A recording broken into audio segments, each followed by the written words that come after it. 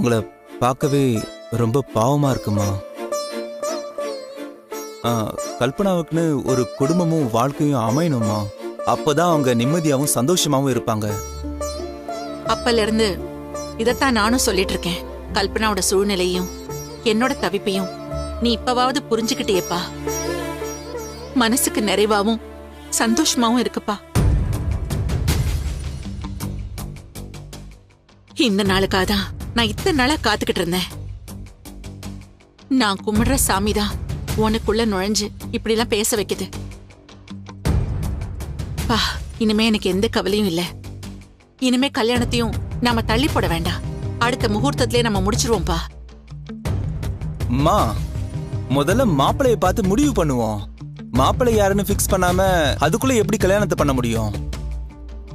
என்னப்பா பேசுற? நீ இருக்கும்போது நான் எதுக்குப்பா மாப்பிளைய தேடணும்? அம்மா, நான் சொன்னதை வச்சு நீங்க தப்பா புரிஞ்சுக்கிட்டீங்கன்னு நினைக்கிறேன். கல்பனாவுக்கு ஒரு நல்ல வாழ்க்கை அமையணும்னு சொன்னனே தவிர நான் அவளை கல்யாணம் பண்ணிக்கிறேன்னு சொல்லவே இல்லை. இந்த பாருப்பா, அவளுக்கான வாழ்க்கைய நீ தான் கொடுக்கணும். அம்மா, அப்படி எந்த ஒரு கட்டாயமும் இல்லம்மா.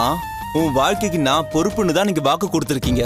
என் பையன் கல்யாணம் பண்ணிப்பான்னு நீங்க சொல்லவே இல்லையே.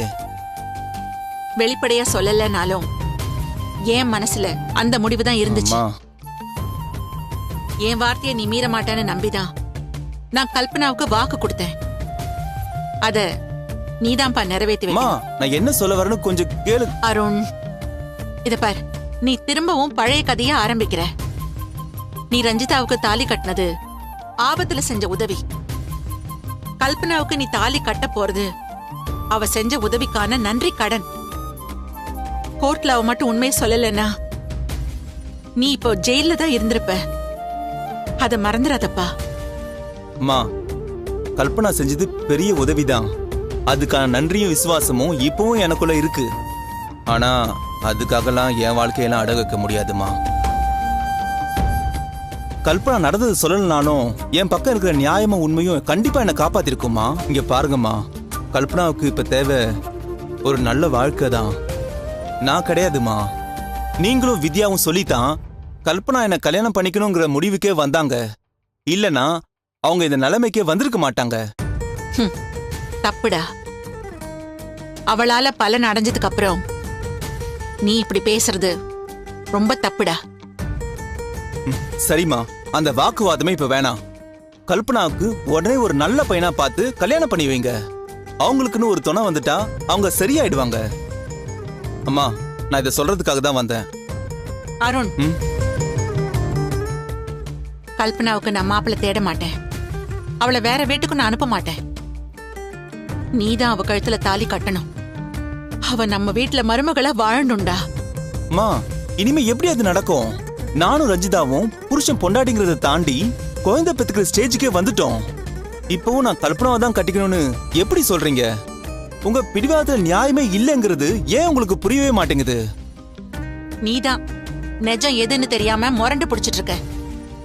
ஜோசியர் சொன்னது மூட நம்பிக்கையாவும் முட்டாள்தனமாவும் உங்களுக்கு தெரியல. ஆனா அதுதான் உண்மைன்னு நான் நம்புறேன்டா. இத பார், நீ என் மேல கோவப்பட்டாலும் பரவாயில்ல. அன்னைக்கு சொன்னதுதான் இப்பவும் சொல்றேன். என்னோட சம்மதம் இல்லாம, என்னோட ஆசீர்வாதம் இல்லாம என் புள்ள வாழ்க்கை ஆரம்பிக்க மாட்டான். நீ போதையில இருந்திருந்தாலும் அந்த தப்ப செஞ்சிருக்க வாய்ப்பே இல்ல. நீ அன்னைக்கு நிதானத்துல இல்லங்கறத சாதகமா பயன்படுத்திக்கிட்டு அந்த ரஞ்சிதா இந்த நாடகத்தை நடத்திட்டு இருக்கா. அந்த நாடகமும் வேஷமும் ரொம்ப நாள் நீடிக்காது. அவ போய் சொன்னாங்கறத நீ புரிஞ்சுக்கிட்டு நீ இந்த அம்மா பக்கம் திரும்பி வருவ. நான் ஆசைப்பட்ட மாதிரிதான் கல்பனாவுக்கும் உனக்கும் கல்யாணம் நடக்கும்.